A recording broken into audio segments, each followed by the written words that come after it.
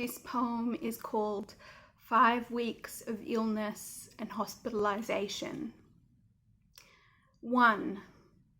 I tell myself this is a tentative burial, almost like those paranoid Victorians who built their coffins with escape hatches and channels large enough to deliver sausages and leather Bibles, the kind of trinkets that might comfort a sleeping man mistaken for a corpse.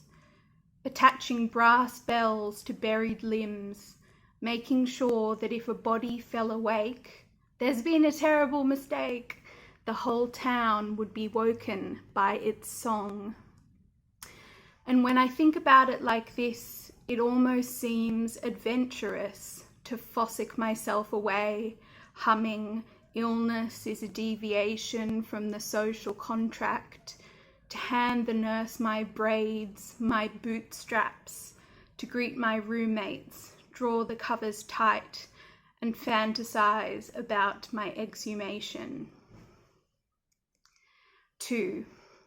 Each day we stuff our slack feet into shoes and head downstairs to exercise and swallow cigarettes and speak to the manager. Sir, why is this spring air swollen and malicious?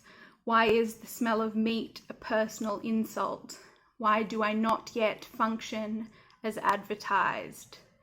And somehow each of us will acquire a pedometer, and somehow one of us will grin and explode gently. I'm in pain, I'm your greyhound. No, not sleek, not swift, but one of them dead ones, accidentally shot by the starting gun. 3. One day outside the hospital, the line of visitors snakes round the block. They bring files and fish oil tablets baked into sponge cakes and kitchen shears to cut ties with. One day inside the hospital, the nurse rigs up the machine. This won't hurt.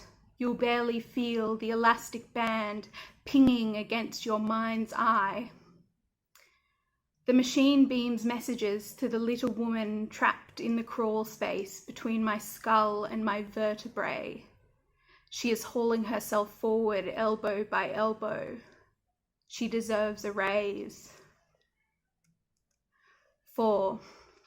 In my sleep, I unfurl my limbs back and forth in time like feelers, tearing clean through my coffin, all that state-supplied cotton, and when I rise, I take lean strides in long skirts, wielding an elegance, a cleanliness to cut through all this mess. I bleach bed sores, I front parades, miss very important patient, miss skilled service user, miss known absconder, good at untangling silk knots. 5. Before I leave, the doctor asks to keep my fat heart, his new panic button, my hot mouth, a neat paperweight, and snuffs the incense in my tomb. Is this what happens? I ring the bell and they return me to my teenage bedroom, where I sift through litter and old love notes like a nurse inspecting a stranger's wound. This won't hurt. You'll barely feel.